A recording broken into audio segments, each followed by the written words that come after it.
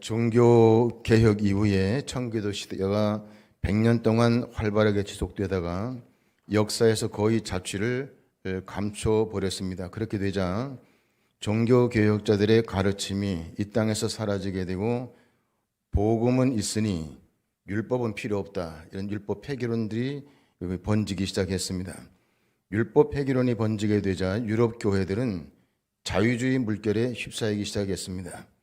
자유주의 신앙의 핵심 주장은 교리를 철폐하는 것으로 자유주의 신앙을 가진 사람들은 하나님을 제한하지 말라, 인간이 만든 교리에 하나님을 가두지 말라, 하나님과 직접 만날 수 있게 해달라, 이런 주장을 하게 됐습니다.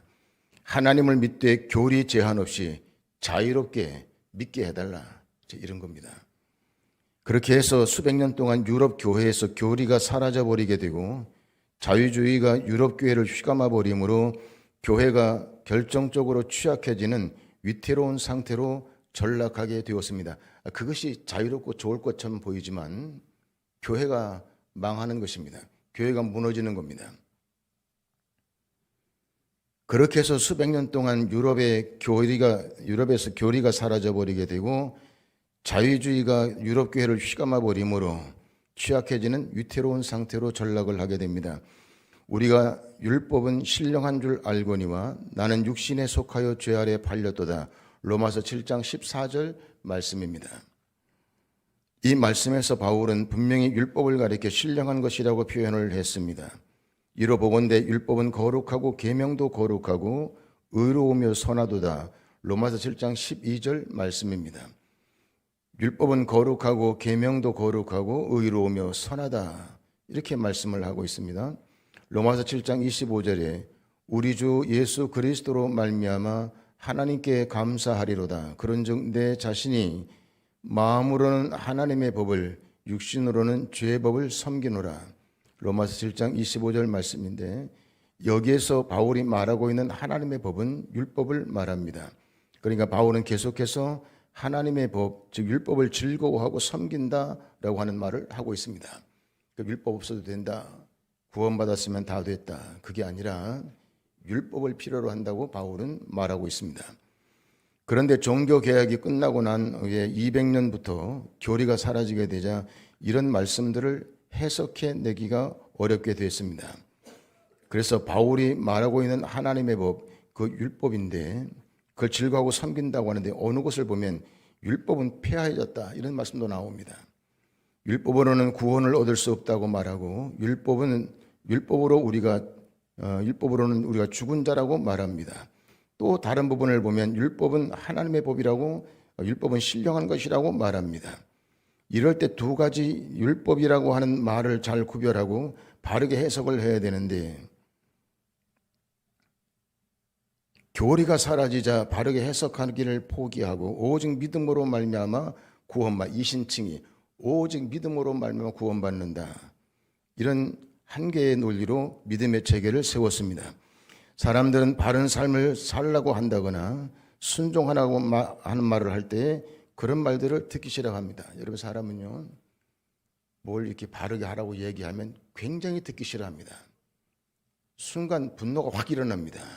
그게 옳고 그르고 그건 따질 것도 없습니다. 그건 따질 것도 없고 누가 내 잘못과 허물을 딱 지적하는 순간에 피가 거꾸로 솟는 겁니다. 이게 인간의 특성이에요. 그러니까는 이 율법 아래서 사는 것을 모르는 사람들은 언제나 이렇게 듣기 싫어하는 그러한 소리를 받는 일에 익숙지 못합니다. 왜 율법으로부터 해방된 우리를 또 율법을 지키라고 요구하느냐 하는 겁니다. 그러나 우리가 분명히 알아야 될 것은 우리는 율법에 순종하라고 하는 것은 해방됐다고 하는 것은 말씀에서 해방됐다는 것이 아니라 행위 구원을 강조하는 율법주의로부터 해방됐다고 하는 걸 이야기하는 거지 율법 자체를 거부하는 것이 아니라는 겁니다. 율법으로부터 해방된 것이 아니라 죄로부터 해방된 것이고 또 마귀의 권세로부터 해방된 것입니다. 그런데도 모든 해방을 율법으로부터 해방이라고 이름을 붙였습니다. 율법은 필요 없다, 이제는 복음만 있으면 된다, 이렇게 나가는 겁니다. 지난 시간에 말씀드렸죠. 복음과 율법은 한 짝입니다. 절대로 나뉠 수 없는 겁니다. 그렇게 함으로 강대상에서는 더 이상 율법적 설교가 선포되지 않게 되었고 성도들의 신앙의 모습 또한 삶의 성화로 이어지지 못하는 상태에 이르게 됐습니다. 믿는다고 하는 사실 하나로 구원을 받고 구원이 완성되기 때문에 더 이상 이 세상에서 선을 행할 필요가 없게 된 겁니다. 이럴 때 역사상 중요한 두 가지 사건이 발생하게 되는데 첫 번째 사건이 뭐냐면 히틀러라고 하는 사람의 등장입니다. 히틀러라고 하는 사람의 등장은 그리스도인들에게 성화가 드러나지 않을 때 기독교가 어떻게 변질이 되는지를 보여주는 그러한 계기가 됩니다. 당시 유럽에 있는 많은 목회자들은 이미 청교도나 종교개혁자들이 갖고 있던 교리 체계를 다 잃어버린 상태에 있습니다. 오직 그냥 믿으면 구원받는다 그것밖에 없는 겁니다. 자, 그러니까 어떤 일이 일어나느냐? 성화라고 하는 과정에서 일어나는 여러 가지 일들이 일어나지 않는 겁니다. 그 와중에 중세 기독교 왕권 신수설처럼 히틀러도 하나님이 보내신 자다 이런 주장에 따라 교회들은 히틀러를 향하여 어떤 목소리도 내지 않았습니다. 또한 세상에 어떤 악을 펼치든 상관없이 그것은 정치의 영역이니 교회에서는 복음만 선포하면 된다 그런 생각도 했습니다. 그러는 사이에 히틀러는 계속해서 세력을 키워나갔고 물론 본 회퍼나 또 칼 바르트 같은 그런 사람들은 히틀러 정권에 반대하고 순교하거나 추방당하기도 했습니다. 그러나 대부분의 교회들과 목회자들은 입을 닫아버리고 히틀러를 그대로 방치하고 있었습니다. 그러다가 히틀러가 제2차 세계대전을 일으키고 수많은 사람을 죽음으로 몰아넣게 되자 그들 사이에서 비로소 자각이 일어나기 시작했습니다. 전쟁이 끝나자 교회는 국가의 방안에 관심을 기울이고 현실 정치에도 적극적으로 참여하는 쪽으로 급선회하게 됩니다. 그러나 이미 유럽은 모두가 다 황폐화된 그런 상태였습니다. 그러나 그때마저도 기독교인들은 성화나 다른 사람을 돕는 선행에 대하여 깊이 생각하지 못했습니다. 사랑을 외치는 그리스도인들에게서 사랑을 볼 수 없었고 은혜를 구하는 그리스도인들에게서 가난한 자들을 향하여 베푸는 은혜의 손길을 볼 수 없었습니다. 그나마 깨어있던 사람들이 그런 교회의 모습을 보고 분노할 때에 마르크스주의, 공산주의 사상이 등장하게 됩니다. 사람들은 마르크스주의를 주목하기 시작했습니다. 마르크스주의는 소외되고 가난한 자들을 돌보자 그런 취지로 시작이 되기 때문에 히틀러 이후에 마르크스적 사상 체계를 받아들인 독일과 유럽 교회의 80%가 마르크스적 기독교가 되었다고 하는 것은 역사적인 사실입니다. 실제로 행동하지 않는 사람들보다 교회를 다니지 않아도 성경에 나오는 대로 가난한 자, 소외된 자를 돕고 우는 자와 함께 우는 것이 맞다 이렇게 보는 겁니다. 교회를 나가지 않아도 그지? 교회를 안 나가도 성경에 나오는 대로 가난한 자, 소외된 자들을 돕고 우는 자들과 함께 우는 것이 맞다고 본 겁니다. 계급 사회를 철폐하고 모든 소유를 공동으로 소유하고 평등하게 사는 것이 지상 천국을 만드는 길이라고 생각한 겁니다. 여러분, 마르크스주의, 공산주의가 왜 망하는지 압니까? 이런 선한 이론이 앞에 깔려 있지만 지상 천국을 말하지만요, 그 안에는 복음이 없습니다. 이게 가짜인 겁니다. 그래서 공산주의는 망하는 겁니다. 이게 가짜인 거죠. 그 안에 복음이 없어요. 가난한 자, 소외된 자들을 위해서 살자. 재산을 평등하게 나누자. 간단하게 이런 북한을 한번 보시죠. 그 공산주의 이론이요, 굉장히 여러분 화려합니다. 그걸 딱 들으면 세상에 지상천국이 드디어 이루어지는구나 이렇게 되는 겁니다. 그런데 유감스럽게 그 안에는 복음이 없다는 거, 이제 그런 겁니다. 저는 마르크스주의가 다 잘못됐다 이렇게 말하지 않습니다. 실제로 마르크스주의가 기독교와 연대했을 때에 교회 안에 머물러 있던 보수주의 교회가 실질적으로 가난한 자, 소외된 자들을 돌보는 눈을 뜨게 도와준 것은 사실입니다. 어떤 학자들은 거듭난 자들을 통해 율법의 제3용도로가 드러나야 할 일들을 마르크스주의가 주장했다 이렇게 말을 하는 겁니다. 그다음에 교회가 잠잠하게 있었는데 교회가 뭐하냐? 가난한 자들을 돕고 소외된 자들을 돕고 그래야지. 이런 일들이 막 일어나니까 그냥 잠잠하게 앉아있던 사람들이 우리도 그렇게 맞는데 이러고 일어났다는 겁니다. 일반 교회에서 마땅히 행해야 될 선을 행하지 않고 일반 교회에서 마땅히 돌봐야 될 약자를 돌보지 않았기 때문에 마르코스 주의가 힘을 얻게 된 때가 있었다는 겁니다. 피차 사랑의 빛 외에는 아무에게든지 아무 빛도 지지 말라. 남을 사랑하는 자는 율법을 다 이루었느니라. 로마서 3장 8절 13장 8절 말씀입니다. 율법의 완성은 로마서 13장 8절 말씀처럼 다른 사람을 사랑하는 겁니다. 간음하지 말라, 살인하지 말라, 도둑질하지 말라, 탐내지 말라 한 것과 그 외에 다른 계명이 있을지라도 내 이웃을 내 자신과 같이 사랑하라 하신 그 말씀 가운데 다 들었느니라. 로마서 13장 9절 말씀입니다. 내 이웃을 내 자신과 같이 사랑하라. 이것이 마르크스적 기독교가 가지고 있는 핵심 키워드입니다. 이웃을 사랑하는 것이 곧 예수 그리스도를 사랑하는 것이라고 표현을 하고 있습니다. 마지막 때에 양과 염소를 구별할 때에 예수께서 실질적으로 이웃에게 어떻게 했는지를 기준으로 해서 구분하고 나눈다고 주장합니다. 우리가 지극히 작은 자에게 먹을 것을 주고 마시게 하고 옷을 입히고 돌보는 것은 곧 주님께 한 것이라고 말씀했다는 겁니다. 사랑은 이웃에게 악을 행하지 아니하나니 그러므로 사랑은 율법의 완성이니라. 마르크스주의 공산주의 사상에서 제시하는 것들을 보면 기독교와 많이 닮아있는 부분들이 있습니다. 그런데 여기에 아주 중요한 게 빠져 있습니다.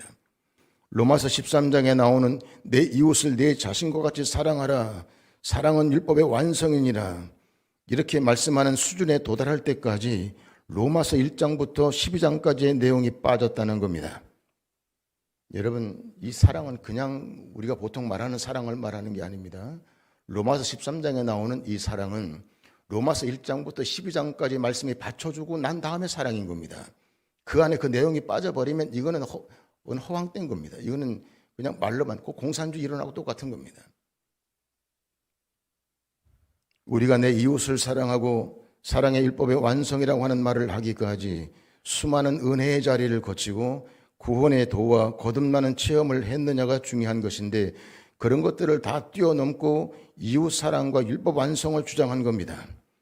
칭의가 되고 양자의 영을 받고 성화의 과정에 들어와 있느냐, 그 토대 위에서 말하는 이웃 사랑과 율법의 완성이냐, 이게 중요한 건데 그 빠졌다는 겁니다.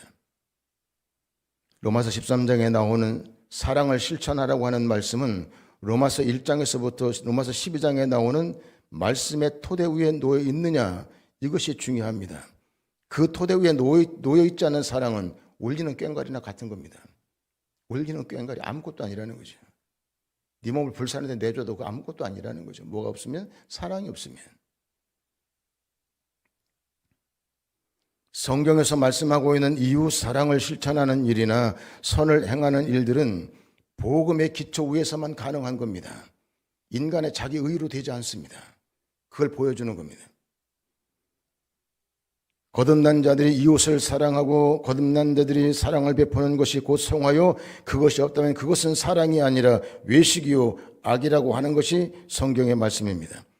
자녀이면 또한 상속자 곧 하나님의 상속자요 그리스도와 함께한 상속자니 우리가 그와 함께 영광을 받기 위해 고난도 함께 받아야 할 것이니라. 오늘 본문 17절 말씀인데 우리가 그리스도와 함께 영광을 받기 위하여 그와 함께 고난도 받아야 할 것이라고 했습니다. 이것은 하나님의 자녀요 하나님의 상속자요 그리스도와 함께한 상속자이기 때문에 가능한 일이요 또 당연한 일입니다. 예수와 동행하고 예수와 연합하는 거듭남이 없이 곧바로 이웃을 사랑한다고 하는 것이 얼마나 악한 것인가 하는 것을 보여드리겠습니다. 자, 누가복음 16장 15절 말씀인데 예수께서 이르시되 너희는 사람 앞에서 스스로 옳다 하는 자들이나 너희 마음을 하나님께서 아시나니 사람 중에 높임을 받는 그것은 하나님 앞에 미움을 받는 것이라. 이 말씀 가운데 스스로 옳다고 주장하는 것은 예수 그리스도와 상관없이 옳다고 하는 것, 스스로 의롭다고 하는 것을 말하는 겁니다. 그러니까 복음과 관계없이 스스로 의롭다고 하는 것, 그걸 얘기하는 겁니다. 그러니까 너희가 하나님과 상관없고 구원과 상관없고 칭의와 상관이 없는데 스스로 선을 행한다는 겁니다. 여러분, 예수 믿는 사람들의 선은 그리스도 안에서 나오는 거지 자기 의에서 나오는 게 아닙니다. 교회 안 나가도 돼. 교회 나가면 뭐하냐. 그 교회 나가는데도 보면 사는 거 아이고 야 개차반 그렇게 차라리 교회 안 나가고 나처럼 좋은 일하고 이렇게 선한 일 하는 게 낫지. 그러면 교회 안 나가고 선한 일하고 착한 일하는 내가 천국에 가지 교회 다닌다고 다니면서 절대 못된 짓만 하는 그런 사람 천국 가는 게 그게 맞냐? 그 틀리지? 이러고 나오는 거지. 여러분 복음이 아니면 생명이 없는 겁니다.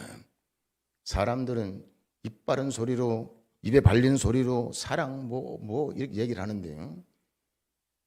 복음 위에 세워지지 않은 사랑은 의미가 없는 겁니다. 우리가 그리스도와 함께 영광을 받기 위해서 고난도 함께 받아야 된다 하는 말씀도 하고 있죠.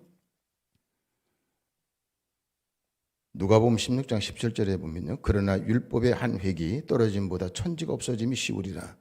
결국에는 성화를 위해 율법을 지키는 자가 되리라 하는 말씀인데 성화는 복음과 율법이 한 짝을 이룰 때 진행이 되고 이루어지게 되는 겁니다. 마르코스주의가 주장하는 이웃사랑과 기독교의 이웃사랑은 비슷해 보이고 같아 보이지만 전혀 다른 겁니다. 왜 다른지에 대한 이해를 하려면 청교도 사상을 깊이 연구할 수 있어야 됩니다. 마르코스주의와 기독교가 연대했을 그때에는 교리가 단단히 구축되어 있지 않았을 때요. 거기에다가 교회도 세상을 향해 선이나 도덕을 행하지 않고 있을 그런 때였습니다.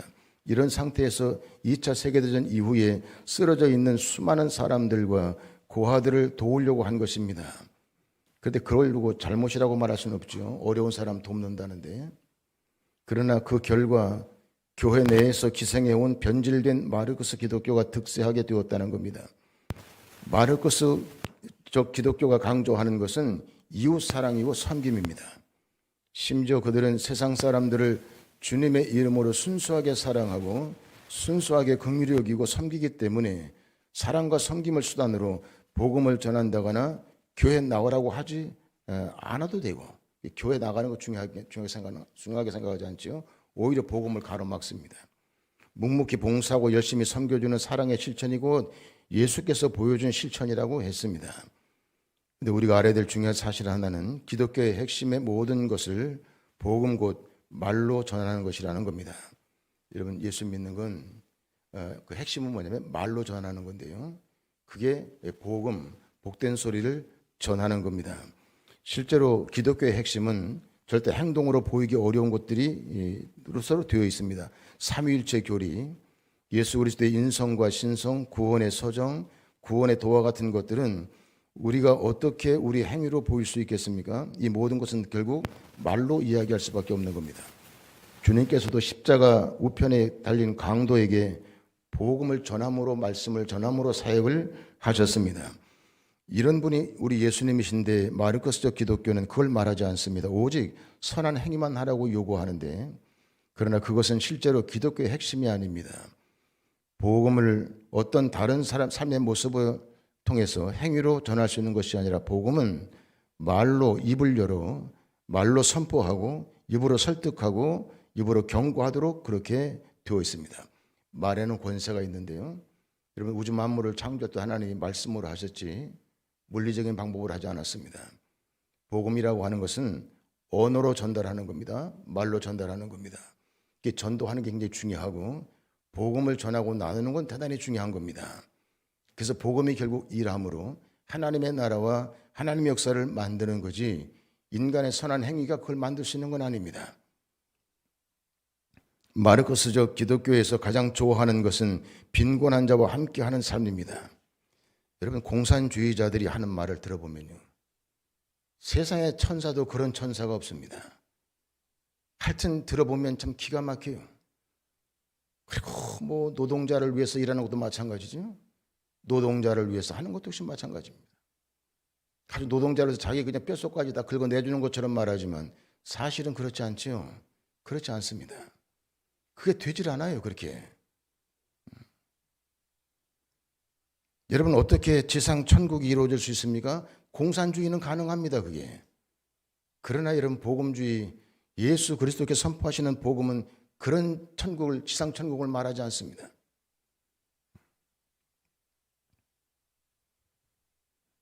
여러분 마르크스적 기독교에서는요 제일 좋아하는 말이 뭐냐면 빈곤한 자와 함께 한다는 겁니다. 가난한 자와 함께한다. 그걸 제일 좋아하죠. 그걸 제일 핵심 내용으로 내세웁니다. 왜냐하면 예수님도 빈곤한 자와 함께했기 때문에 그렇다는 거예요. 여러분 잘 들으세요. 예수님은 빈곤한 자와 함께한 게 아닙니다. 죄인들과 함께한 거지. 아시겠어요? 이건 가난한 자도 죄인이 있고 부자도 죄인이 있는 거지. 여러분 뭐 빈곤한 자, 가난한 자, 그래서 여러분 거기에 복음이 꼭 필요한 거 아니죠. 세리라고 하는 사람들 주님 찾아가셨죠. 세리는 부자입니다. 창기들도 주님 찾아갔어요. 창기들도 돈 없는 사람들 아닙니다. 돈 많이 있었습니다. 그러니까 주님의 관심은 그들이 얼마나 가난하고 빈곤한가 그게 아니고요. 그들이 죄인인가 하는 거예요. 왜? 죄인을 구원하러 왔으니까. 빈곤한 자를 구원하러 온 게 아니라는 거죠. 너무 어려운 얘기를 오늘 하는 것 같은데 여러분 왜 이런 말씀을 전하느냐면 이건 너무 중요한 거기 때문에 그렇습니다.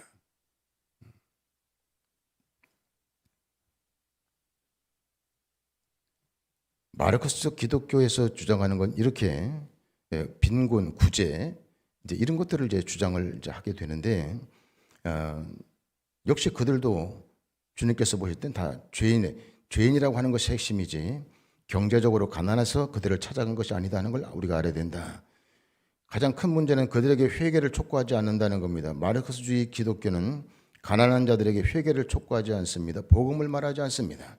가난한 자에게 빵을 이렇게 얘기하는 거죠. 그런데 회개하라, 주님 뭐라고 말합니까? 회개하라, 천국이 가까웠다 이러거든요.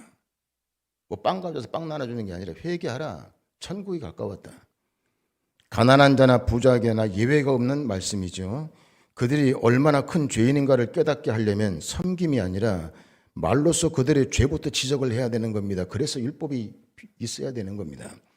저들이 회개하지 않으면 가난한 자는 가난한 상태에서 지옥에 갈 거고요.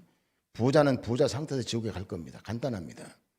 회개하지 않으면 가난한 자는 가난한 자대로 지옥 갈 거고 부자는 부자대로 지옥에 갈 겁니다. 그러므로 그들에게 반드시 회개해야 한다고 말해야 되는데 마르크스주의 기독교는 그와 같은 말을 전하는 것을 자체를 금지시키고 선한 행위로만 그들을 도우라고 말합니다.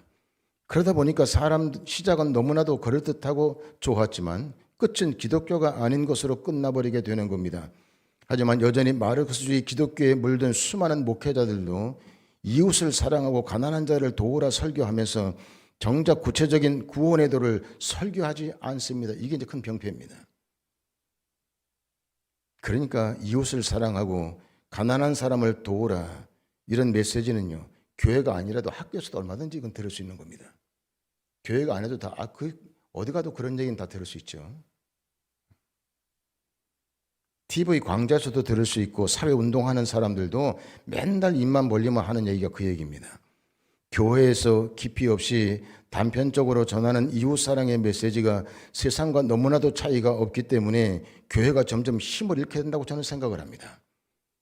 구원의 복음에 대한 그런 믿음이 너무 희미하기 때문에 교회가 힘을 잃는 거지 다른 게 아니다. 돈이 없어서 아니라는 거죠. 권세가 없어서 아니라는 거죠. 그게 없다는 거예요. 그게 밑바닥 기반이 없고 기초가 없는 겁니다. 그리고 뭘 위에다가 쌓아야 될지 그걸 모르는 겁니다. 그리고 이렇게 달콤하게 하는 말이 그게 진짠가 하고 휘둘리는 겁니다. 그러나 구원의 서정과 같은 메시지는 교회가 아니면 들을 수 없죠. 여러분 이제 오늘 성화에 관한 말씀을 여러분이 전하는데 이거는 여러분이 교회에 와서 오지 않으면 그건 들을 수 없는 겁니다. 학교에서 못 듣습니다. 시민사회단체 가봐야 못 듣습니다. 이거는 교회에 와야 듣습니다. 이게 구원의 복음입니다. 이 복음을 받는 사람은 성령께서 역사하셔서 그 복음이 왕성하게 역사하도록 만듭니다. 그렇기 때문에 우리가 인간적으로 막 많이 이해하고 그것도 물론 중요하지만 더 중요한 것은 이 복음을 그대로 받는 겁니다. 결국 성화의 과정이 뭔지 모르는 사람들 때문에 사랑을 실천하지 않고 가난한 자를 돕지 않은 기독교의 약점이 드러나게 되는 겁니다. 여러분 성화의 과정이 뭔지 잘 알면 이런 약점이 기독교에 일어날 수가 없는 거예요. 우리는 구원받은 하나님의 자녀된 그리스도인들입니다. 구원의 핵심 목적은 우리가 예수 그리스도로 살아가는 것, 구원의 핵심의 목적은 우리가 성화된 삶을 살아가는 것, 우리가 구원받은 그리스도인으로서 하나님의 자녀된 자로서 성화의 삶을 살지 않으면 주님께서 촛대를 옮겨버릴 것이라고 했습니다. 천국 백성이 아니라는 겁니다. 이제 우리는 율법을 귀하게 여기고 그 율법을 가르침대로 순종하고 삶 속에 성화를 드러내며 세상에서 선을 실천하는 참된 그리스도인의 삶을 살아야 됩니다. 여러분, 성화의 과정을 가는 사람은 오늘 내가 이렇게 살고 말 거야 그렇게 다짐 안 해도 그렇게 사라집니다. 진리가 인도하게 되어 있습니다. 진리가 그를 자유하게 만들고 진리가 그를 강하게 만들고 담대하게 만들게 되어 있습니다. 뿐만 아니라 입을 열어 가난한 자에게나 부한 자에게나 율법을 근거로 그들의 죄를 지적하고 죄 사함의 복음을 전하는 복음 전파자의 삶을 살아야 됩니다. 자신의 모습을 살펴보고 자신의 삶 속에 성화가 진행되고 있는지를 점검할 수 있게 되기를 바라고 회개함으로 다시 그리스도께로 나가는 여러분들이 되기를 바랍니다. 헛된 이야기는요, 복음과 진리가 들어있지 않은 그 이야기는 다 허다인 거죠. 그게 가장 잘 보여주는 게 그게 공산주의 이론입니다. 공산주의 이론이 얼마나 환상적이냐면요, 자기 부모도 인민재판, 자비판시켜서 창에 맞아 죽도록 내놓는 것이 그것이 여러분 공산주의 이론. 그리고 역사가 그걸 보여주지 않습니까? 거기에 뭐가 빠졌다? 복음이 빠진 겁니다. 로마서 13장을 주장하려면 로마서 1장부터 12장 말씀이 받침이 돼야 그게 받침이 되고 기초가 돼야 로마서 13장을 주장할 수 있는 거지. 1장부터 12장을 쏙 빼버리고 13장만 말하는 건 그건 아닙니다. 구원이라고 하는 것은 반드시 바로 반석 위에 지은 집같이 자리를 잡아야, 그래야 여러분 그 위에 모든 삶이 주께서 더하시는 은혜로 쌓이게 되고 그 삶이 새롭게 날마다 변화와 성장을 이루게 되는 겁니다. 오늘 사랑하는 성도 여러분, 구원의 서정에 들어와서 특별히 오늘 이제 성화에 대한 말씀, 마지막 말씀을 전해드리는데, 이제 다음 시간에는 성도의 견인에 대해서 말씀을 드리려고 합니다. 이런 말씀을 드릴 때마다 사모하는 마음을 가지시고 또 진리를 알고자 생명으로 받고자 하는 그런 마음과 자세를 가지시면 성령께서 여러분들을 도우실 겁니다. 절대로 어려운 말로 끝나지 않을 거고요. 그것이 여러분들의 신앙의 기반이 돼서 든든하게 여러분 장래의 모든 삶을 세우는 그런 반석이 될 줄로 믿습니다. 기도하겠습니다. 거룩하신 아버지, 은혜와 사랑을 감사합니다. 허락하신 귀한 아버지 말씀대로 하나님께서 깨닫게 하시고 순종하게 하시고 그걸 능력의 근원으로 삼게 하셔서 늘 복음이 그리스도 예수가 왕노릇하는 거룩하고 복된 사역을 감당할 수 있도록 은혜를 베풀어 주시기를 원합니다. 복음 위에 세우는 그런 하나님의 나라, 거룩한 나라, 영광의 나라를 바라보고 이 땅에 사는 동안 세상에 많은 일들이 있으나 거기에 휘둘리지 아니하고 믿음의 정도를 가는 그런 성도들이 다 될 수 있도록 은혜를 베풀어 주옵소서. 예수님의 이름으로 기도하옵나이다. 아멘.